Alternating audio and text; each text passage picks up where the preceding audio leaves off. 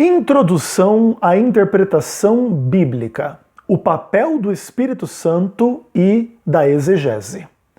Eu sou Ezequiel Gomes, você está no canal Vem Senhor Jesus e hoje eu vou convidar vocês a gente conversar sobre um dos temas mais interessantes de toda a teologia, que é a hermenêutica, a ciência da interpretação. Tá bom? Eu creio que esse é um assunto fundamental, interessantíssimo, e a gente vai começar a se aprofundar um pouco mais, além do que a gente já fez dentro desse canal. Já existem vários vídeos sobre hermenêutica no meu canal, mas esse é um assunto que eu vou trabalhar mais extensamente com vocês, especialmente também alguma coisa em relação à exegese prática. Ok? Mas antes de começar então a falar um pouco de exegese prática, eu gostaria de dar essa introdução falando um pouco de interpretação bíblica de uma forma geral. O mundo da interpretação bíblica é um mundo muito interessante e ao mesmo tempo muito mais complexo do que a maioria das pessoas gostaria que fosse, tá bom? Avalie assim que existem milhares de denominações cristãs e cada uma delas tem uma interpretação diferente da Bíblia. Certo? Então você já vê o tamanho, né, do potencial interpretativo que está por detrás aí da leitura desses textos e dessas ideias e destas questões. E quando a gente lembra que, por exemplo, muitas vezes dentro das próprias denominações existem interpretações diferentes em relação aos mesmos textos, por exemplo, aí você já começa a avaliar que existe um fenômeno bastante complexo por detrás da questão da interpretação e a gente precisa atentar a este fato para a gente poder buscar de alguma maneira alguma luz no fim do túnel em relação a tal questão. Muitas pessoas se sentem muito desanimadas diante da imensa pluralidade de interpretações. Elas ficam um pouco naquela situação de não saber em quem ou em que confiar. Então todo mundo diz que está seguindo a Bíblia, todo mundo diz que está ensinando a Bíblia, todo mundo diz que está interpretando a Bíblia, e um diz uma coisa, outro diz outra coisa totalmente diferente. Um crê na alma imortal, o outro diz que a alma morre. Um crê que o inferno é eterno, o outro diz que não, que vai se extinguir lá o fogo não sei aonde. Um diz que é para guardar o sábado, outro diz que é para guardar o domingo. Um diz que a gente deve, de alguma maneira, amar de uma forma especial ali os membros da igreja e aquelas pessoas assim que são mais íntimas e mais de acordo com a gente. Outros dizem que a gente tem que amar todo mundo, independentemente de qualquer coisa, e etc. E coloquei poucas das polêmicas que existem em relação a uma enormidade de visões a respeito de Deus, do homem, da salvação, da perdição, de temas específicos, e a relação do Antigo Testamento com o Novo Testamento, e é aliança, e é dispensação, e é isso, e é aquilo, e como é que é? Né? Então muitas pessoas se sentem muito desanimadas e perdidas nesse mar de interpretações possíveis, diferentes, que existem na realidade dentro das denominações e etc.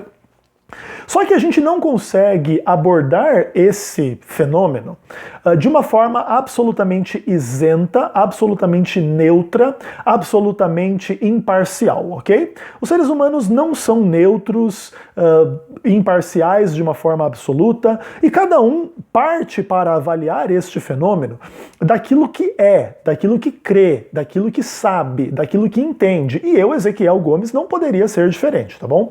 Não adianta vocês cobrarem de mim o estar acima da humanidade na hora da gente trabalhar as questões de interpretação.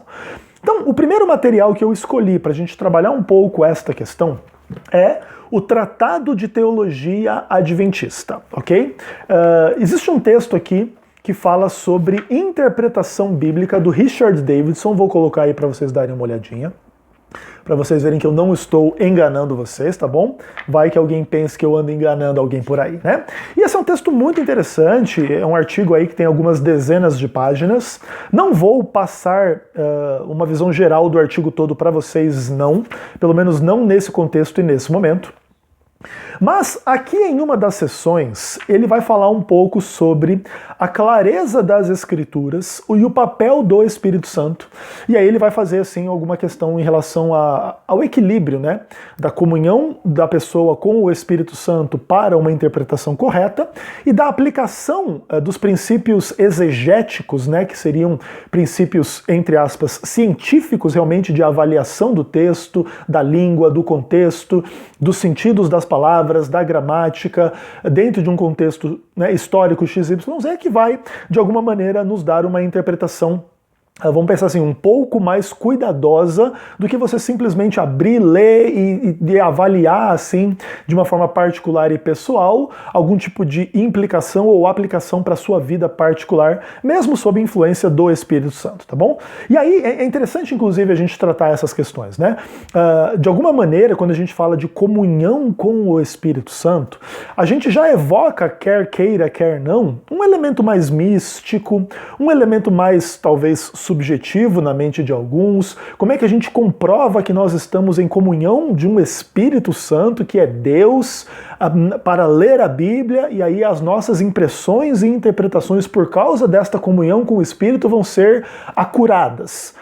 Esse tipo de argumentação é muito subjetiva e complexa para muita gente. Então a gente trata esse elemento mais místico e mais subjetivo dentro da exegese. E por um outro lado, os princípios exegéticos, eles podem em tese ser seguidos, inclusive por intérpretes ateus, agnósticos, não crentes ou de outras denominações, aliás, de outras religiões que não sejam religiões cristãs. Então o budista, o islâmico, o taoísta, inclusive o satanista, ele pode ler a Bíblia e fazer uma questão assim, uma interpretação exegética. Não, aqui esse cara disse isso dentro desse contexto, querendo dizer isso, entrando ou não em contradição interna, ou com outro texto, ou com outra questão, e etc. Então, de uma forma um pouco mais fria, a gente poderia dizer que os princípios exegéticos, eles representam um pouco mais do lado racional das coisas, né? Você realmente, de fato, avaliar as questões sob um prisma mais metódico, sistemático, racional, linguístico, contextual. Então é um elemento mais, né, de alguma maneira aberto aí a métodos e rigores exegéticos, hermenêuticos, tudo em termos assim de uma ciência da interpretação, tá bom? Então é interessante a gente avaliar que existem estas duas abordagens. Algumas pessoas acham que essas duas abordagens são amplamente e absolutamente antagônicas uma em relação à outra. Então, se você está com muito papinho de que o Espírito Santo está te dando a interpretação, você não é um cara da exegese. E se você for uma pessoa boa de exegese, você não vai ficar aí, olha, eu preciso muito fazer aqui uma oração para o Espírito Santo me ajudar na minha exegese. Não, o que eu preciso fazer é realmente me afundar no texto, no contexto, na língua, nas implicações, na semântica, nisso e naquilo, e é isso. E se eu orei ou não antes de fazer isso, pouco importa. Mas a posição adventista do sétimo dia em relação a esta questão é que estas duas coisas podem e devem andar juntas, tá bom? Você deve ter comunhão com Deus, com o Espírito Santo, dentro da sua subjetividade, dentro daquilo que você talvez não consiga comprovar para todo mundo que você tem comunhão com o Espírito Santo. Sempre tem alguns descrentes por aí. E, ao mesmo tempo, deve buscar uma análise criteriosa, metódica, profunda do texto, no contexto e etc, tá bem? Então eu vou ler essa sessão para vocês aqui. Fala do papel do Espírito Santo, está nas páginas 77 e 78 do nosso Tratado de Teologia Adventista, na tradução em português. Então o Richard Davidson, ele escreve o seguinte: uma vez que a Bíblia, no fim das contas, não é produto da mente do escritor humano, mas da mente de Deus revelada através do Espírito, tanto o significado original como sua presente aplicação envolvem os pensamentos de Deus, os quais, de acordo com Paulo, só podem ser adequadamente compreendidos se contarmos com a ajuda do Espírito de Deus. Todos os exegetas e intérpretes da Bíblia partem deste pressuposto aqui descrito pelo Richard Davidson? Não. Tem muito ateu, muito agnóstico, muito não cristão que não crê em Deus, ou não crê no Deus cristão, e não crê que o Espírito Santo inspirou nada, ilumina nada, conduz nada, e você só pode compreender se tiver esse tal desse Espírito aí. Nem todo mundo parte desses pressupostos. Entretanto, a maioria dos cristãos partem desse pressuposto. Eles pressupõem que a Bíblia é a palavra de Deus, revelada por Deus, inspirada pelo Espírito, e a gente só vai poder entender com a ajuda deste Espírito. Então aí, se você é um ateu, se você é um cristão, você já pode se situar em relação ao que eu estou dizendo aqui, como adventista do sétimo dia em relação a esse assunto, tá? Então, beleza. É importante a gente entender que existe essa diferenciação, mas eu trabalho dentro desse paradigma. Claro que a gente pode, em algum outro momento, avaliar se esse paradigma ele é suficientemente embasado ou não. E aí vamos ter que trabalhar as questões se Deus existe, vamos ter que trabalhar as questões de que, caso exista, se ele consegue se comunicar, e por que se comunicou na Bíblia e não no Alcorão, ou nos Vedas, ou lá no Bhagavad Gita, e etc, e etc. E como é que é isso? Por que a Bíblia deveria ser tomada como especial revelação de Deus à luz de tradições concorrentes e tal? Inclusive os ateus e agnósticos gostam muito desse tipo de discussão. Eu não vou fazer essa discussão nesse momento, mas podemos fazer e ampliar algumas questões nessas direções em outros momentos. Mas estou partindo aqui desse pressuposto adventista, sou adventista, creio desta forma, e assim é a minha fé. Você pode ser aí o que você quiser e ter a fé que você quiser. Aí beleza, aí o Richard Davidson continua. Alguns resistem em aceitar que o espírito tenha lugar na espiral hermenêutica, porque parece dar margem para que o elemento subjetivo supere a sólida investigação exegética ou hermenêutica. É verdade que uma exegese espiritual sozinha, que embora tente depender inteiramente do espírito, sem aplicar conscienciosamente os princípios da exegese e da hermenêutica extraídos da escritura, acaba levando provavelmente sim ao subjetivismo. Mas a combinação adequada da dependência do espírito com rigorosa exegese, baseada em princípios hermenêuticos, longe de levar à subjetividade, constitui a única saída. Então aqui o Richard Davidson começa a trabalhar uma questão que é bastante importante. Existem tradições religiosas, existem denominações religiosas, existem pessoas religiosas que, por várias razões, elas não têm tempo, nem ferramentas, nem disposição de fazer uma interpretação bíblica mais profunda. Mas elas cresceram com essa coisa que elas têm que ler a Bíblia, que elas têm que entender a Bíblia e etc. E elas vão para o texto bíblico de uma forma, vamos pensar assim, aberta, né, a aplicações e interpretações, mas essas aplicações e interpretações elas não vão surgir como fruto do estudo. Elas vão surgir como fruto da leitura, e esta leitura estará contextualizada em sentimentos e percepções e imaginações do que aquilo pode querer dizer para ela naquele momento, certo? Muita gente, inclusive, lê a Bíblia desta forma, né? Pega a Bíblia, abre a Bíblia, lê ali uma passagem, tenta entender ou aplicar alguma imagem daquilo para alguma vivência particular que a esteja angustiando, ou que ela esteja desejando e buscando, ou, enfim, inúmeras realidades da vida. E aí, basicamente, essa é a leitura que se faz da Bíblia. Então, o que acontece? Baseado numa postura desse tipo, é bem simples e fácil as pessoas abrirem a Bíblia, lerem qualquer coisa e saírem concluindo qualquer coisa, e a coisa fica tudo muito subjetiva, né? Então, tudo é bastante complicado, né?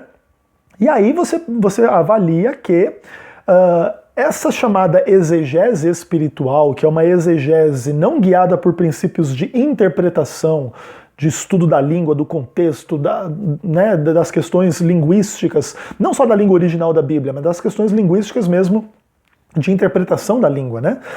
Dos pensamentos, dos conceitos, das teorias, das várias abordagens possíveis em relação ao texto e etc., ela está distante para essa subjetividade toda. O Richard Davidson, ele reconhece que existe um perigo, né, nessa coisa do que ele chama de exegese espiritual. Mas ele diz assim, que na verdade você não deve, por causa, por exemplo, do reconhecimento desse perigo, ser uma pessoa unicamente racional, metódica para interpretar as questões. Na verdade, o que ele diz é que deve haver uma combinação adequada de uma relação subjetiva, espiritual com o Espírito Santo, de uma pessoa disposta e capaz a aplicar, vamos pensar assim, olha, princípios hermenêuticos exegéticos rigorosos em termos linguísticos, né? Na verdade, no final das contas, a questão interpretativa, ela nos chama a atenção mais para o elemento linguístico mesmo. E é isso. Então, se a gente combinar uma dependência do Espírito, uma comunhão com o Espírito, uma abertura ao Espírito, uma sensibilidade ao Espírito, atrelada à disposição científica de se aprofundar, de entender, de avaliar e etc., provavelmente essa vai ser a saída para uma interpretação bíblica correta. Ok? Claro que, por exemplo, o Richard Davidson é um pastor, é um teólogo, é uma pessoa que tem ferramentas à sua disposição, que nem todo cristão tem, né? Tanto em relação às ferramentas, quanto em relação ao próprio tempo para você se dedicar a ser esse intérprete bíblico aí, porque isso realmente gasta tempo e é bem complicado, né? Nem todo mundo consegue fazer isso, mas também é verdade que muitas pessoas que têm as suas rotinas de trabalho, familiares, etc., podem ter essa comunhão com o Espírito Santo e ferramentas exegéticas e hermenêuticas e contextuais e linguísticas para entender da melhor forma possível, tá bom? A única diferença é que vão gastar um pouquinho mais de tempo, vai demorar um pouco mais de tempo para avançar do que aquela pessoa que se dedica 100% e exclusivamente às questões exegéticas, bíblicas, tal, e etc. Ok? Beleza. Inclusive é uma coisa interessante, né? Até por causa disso que certa parte da estrutura da igreja né, justamente sustenta a igreja com dízimos e ofertas para que existem pessoas justamente que venham a dedicar-se completamente a esta causa, né, do estudo da Bíblia, da interpretação, do ensinar a outros e etc. E tais pessoas podem ter muito mais, vamos pensar assim, bagagem na hora de interpretar, o que não quer dizer que exista uma casta, né, de interpretação, tipo um colegiado, uma coisa assim, tipo meio católica, né, uma cúria romana, que só eles podem interpretar a Bíblia, que só eles ficam o dia inteiro fazendo isso, não fazendo mais nada. Também não é exatamente essa a realidade. Às vezes uma interpretação de uma pessoa simples, movida pelo Espírito e por bons princípios exegéticos, pode ser melhor do que a interpretação da cúria romana, que se diz a única instância infalível de interpretação da Bíblia da face da Terra, né? Que aí já é toda uma polêmica entre católicos e evangélicos, também não vamos entrar muito profundamente nisso nesse momento. Ok. Aí ele continua dizendo aqui o seguinte: cada vez mais, os eruditos modernos admitem que todos os que se aproximam das Escrituras o fazem com seus próprios pressupostos e vieses. Não se consegue remediar isso apenas fazendo-se uma abordagem científica do texto, sem estar sob o viés da fé. De fato, visto que as Escrituras pedem uma resposta de fé, provocar uma postura neutra já é uma atitude conflitante com o próprio propósito da Escritura. Então a gente já tem que admitir logo que não existe pessoa sem pressuposto, sem viés, sem uma compreensão prévia, sem intenções na hora de, né, abordar o texto, avaliar o texto. E no final das contas, se no final a gente precisa avaliar se a gente crê ou não crê nisso aí, então o que se pede da pessoa que lê a Bíblia não é que ela se coloque acima da humanidade para ler, para ver se ela vai entender, para depois no fim ela... Não, é o ponto seguinte: você crê ou não crê? Crê em Deus ou não crê? Crê na queda ou não crê? Crê em Cristo ou não crê? Crê na ressurreição ou não crê? Crê no amor ou não crê? Crê no perdão ou não crê? Crê na santificação ou não crê? Crê que a gente deve seguir para o alvo de Cristo e para o céu? Ou não crê que existe céu, não existe Cristo, não existe nada disso? Ponto. É isso que a gente precisa buscar. Não simplesmente vamos pensar assim, essa coisa do ideal imparcial do intérprete teórico. Isso não existe, não precisa existir. Aí ele continua dizendo assim: os intérpretes que creem e são guiados pelo Espírito também se aproximam com seus próprios vieses e concepções e não estão imunes ao erro. Mas os cristãos que creem nas promessas da Bíblia podem pedir a Deus que lhes transforme a mente para que adotem e incorporem cada vez mais os pressupostos da Escritura, e não os seus próprios. O Espírito da Verdade foi prometido aos discípulos. João 16, verso 13. Deve-se notar que vós é um pronome plural, e o Espírito dirige os intérpretes em conjunto dentro da comunidade do corpo da igreja, onde podem ser beneficiados com a troca de experiências mútuas e colaboração de outros crentes. Aqui já começa uma questão interessante também. Existem pessoas então que elas vão estudar a Bíblia, elas pedem a orientação do Espírito de Deus, E às vezes por causa disso, elas querem dizer que tudo que elas dizem é correto. Não, eu pedi orientação de Deus, então a minha interpretação tem que estar correta, porque Deus não erra. Então Deus me ajudou a ter essa interpretação e que essa interpretação é correta. Mas o Richard Davidson está dizendo que não é porque a gente crê que a gente é guiado pelo Espírito, e nem porque Deus realmente guia a nossa vida, que isso vai querer dizer que todas as nossas interpretações são corretas. Até porque, volto a dizer, existem pessoas e comunidades diferentes que creem que são guiadas pelo Espírito de Deus e têm interpretações diferentes e conflitantes. Então não adianta você simplesmente apelar, não, o Espírito Santo me guiou a entender isso aqui, então acabou, então agora essa é a verdade absoluta. Aí o outro vai dizer, não, mas o Espírito Santo me conduziu a entender essa outra coisa aqui, e essa é a verdade total e absoluta. E uma coisa não bate com a outra, e uma coisa é contraditória com a outra. E a verdade não pode ser contraditória. Então, por causa disso, a gente admite, olha, os crentes, quando eles leem a Bíblia, eles também têm pressupostos, eles também têm vieses, igual o ateu às vezes vem ler a Bíblia já querendo desconfiar, o crente já vem querendo confiar. E às vezes, uma hermenêutica de suspeita ou uma hermenêutica de querer justificar o texto acima de tudo e dar uma interpretação XYZ de acordo com a tradição religiosa, às vezes acaba interferindo numa interpretação que poderia ser mais correta e acaba sendo contaminada por esses interesses e vieses e etc. Mas ainda assim, o Richard Davidson diz que Deus prometeu o Espírito Santo e que a gente também tem que lembrar que a gente é guiado como comunidade também, não só como pessoas individuais. Então, na sua exegese, na sua hermenêutica, na sua comunhão com o Espírito Santo, busque também avaliar o que as outras pessoas falam sobre esses temas e textos que você estiver estudando na Bíblia. E aí ele termina esta porção aqui dizendo o seguinte: os intérpretes devem tomar a decisão de permitir que suas preconcepções derivem da Bíblia e estejam subordinadas à mesma, ficando sempre abertos à alteração e ampliação de suas ideias com base na Escritura. Cumpre-lhes rejeitar conscientemente quaisquer chaves ou sistemas externos impostos às Escrituras, quer naturalista, evolutivo, humanista, relativista. Os que consideram a Bíblia devem pedir ao Espírito que inspirou a palavra que ilumine, modele e modifique suas preconcepções de acordo com a palavra e que mantenha suas interpretações fiéis à palavra. Aqui o Richard Davidson ele faz uma espécie de conclusão, querendo dizer o seguinte, que olha, você tem a opção de se fechar ao que a Bíblia diz ou de se abrir ao que a Bíblia diz. Ele, como crente na Bíblia, está dizendo que você deveria se abrir ao que a Bíblia diz e não permitir que, de alguma maneira, algum sistema externo venha a ser imposto sobre a palavra de Deus. Então, por exemplo, uma visão naturalista, né? Uma visão que alguns julgam falsamente como científica. Então, por exemplo, sempre que a Bíblia não corroborar aquilo que você acredita ser ciência, como ciência, nos métodos científicos, na filosofia da ciência tal qual você a entende, então você vai tentar impor aquilo sobre o texto para tirar conclusões ou para justificar o texto ou para negar o texto. Você cria você traz um elemento tenso para dentro da sua interpretação.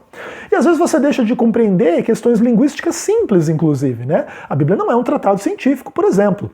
Nem da história, nem de como o mundo funciona em termos da física, da química, da biologia e etc. E às vezes você tentar importar todas essas coisas para um entendimento bíblico, você vai criar complexidades e tensões desnecessárias para a interpretação. Por exemplo, o Salmo lá diz que Deus nos criou de uma maneira assombrosamente maravilhosa. Aí você vai estudar o DNA, a embriologia, isso e aquilo, e você vai dizer, olha, é isso que quer dizer, porque o DNA é uma coisa fantástica, não sei o quê. Você vê que a discussão sobre DNA, sobre o embrião, sobre isso e aquilo, que são discussões fantásticas, etc., não são necessariamente o sentido do texto que diz que Deus nos criou de uma maneira assombrosamente maravilhosa. Essa coisa da assombrosamente maravilhosa pode estar ligado à biologia, como a química, como a física, como a tudo, como a muito mais, né? Então não precisa de alguma maneira tentar diminuir as coisas ou encontrar coisas para informar a sua interpretação. Ainda que você pode entender que a interpretação bíblica caminha lado a lado a outras interpretações biológicas, físicas, químicas, históricas, linguísticas e etc., que aí em algum momento isso pode conviver, mas tem que saber fazer a diferenciação entre um campo e outro campo, tá bom? Isso em relação a outras questões também, as evolutivas, humanistas e relativistas, tá bem? E aí ele diz assim, que você quer interpretar a Bíblia? Peça ao Espírito de Deus para que você seja transformado nas suas concepções, nas suas ideias, pelo estudo da Bíblia. Então você não crê em Deus, e daqui a pouco, pelo estudo da Bíblia, você vai poder, quem sabe, né, ter uma experiência com Deus e passar a crer em Deus. Mas claro, para isso você tem que permitir, ninguém vai te obrigar a isso, e aí também poderíamos trabalhar paradigmas arminianos ou calvinistas em relação a tal assunto. Mas por hoje eu acho que basta. Por esse vídeo, eu acho que basta para a gente começar a pensar um pouquinho de forma mais profunda na hermenêutica. E creio eu que a partir do próximo vídeo nós vamos começar a falar de exegese. Fiquem ligados.